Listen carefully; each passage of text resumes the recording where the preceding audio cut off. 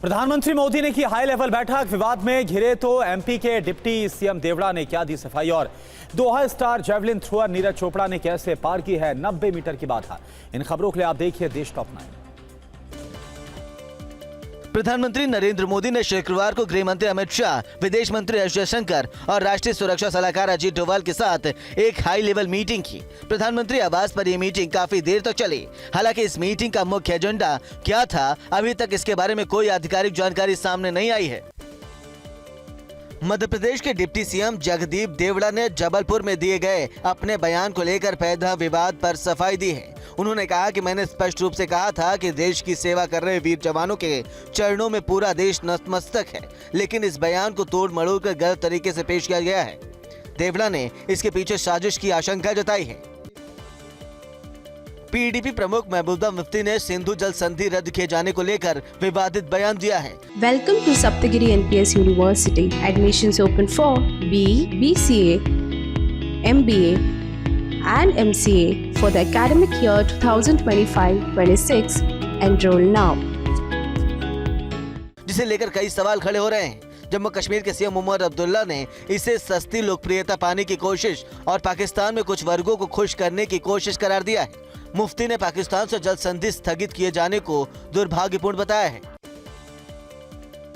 Supreme court के फैसले के बाद पश्चिम बंगाल के सरकारी कर्मचारियों में खुशी की लहर है। कोर्ट ने पश्चिम बंगाल सरकार को आदेश दिया कि वो अपने स्टेट एम्प्लॉयज को 3 महीने के भीतर 25% महंगाई भत्ता यानी DA का भुगतान करे। फिलहाल उन्होंने 18% DA मिल रहा है, जबकि केंद्र में ये 55% है। कोर्ट के इस फैसले से पश्चिम बंगाल के 10 लाख से ज्यादा सरकारी कर्मचारियों और पेंशन धारकों को लाभ मिलेगा।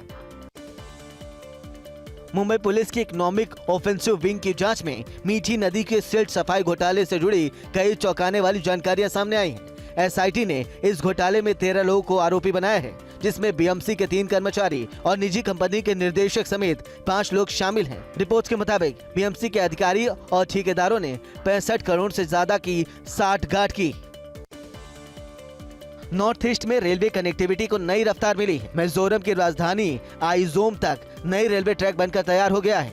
इसमें 42 मीटर ऊंचा पुल और कई टनल शामिल हैं। अगले महीने इस ट्रैक को आधिकारिक तौर पर देश को समर्पित किया जाएगा। दिल्ली से आइजोल तक अब सीधे ट्रेन पहुंचा करेगी। भारत पाक संघर्ष विराम के बाद एक बार फिर माता वैष्णो देवी के दर्शन के लिए भक्तों की भीड़ उमड़ने लगी है।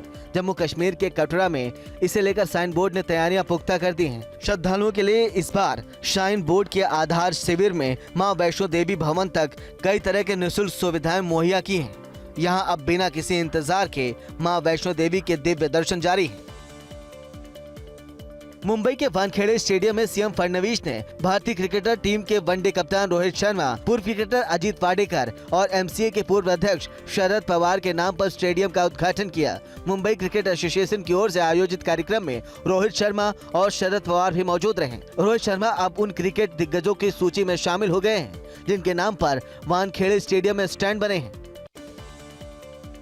भारत के star javelin thrower Neeraj Chopra ने नए रिकॉर्ड अपने नाम कर लिया है। नीरज ने दोहा डायमंड लीग में 90.23 मीटर दूरी तक का भाला फेंका। ऐसा करने वाले वो एक बार फिर एशियाई खिलाड़ी बन गए। नीरज ने दोहा में बेस्ट स्कोर किया, लेकिन स्वर्ण पदक से चूक गए। नीरज चोपड़ा ने डायमंड लीग में सिल्वर मेडल हासिल किया।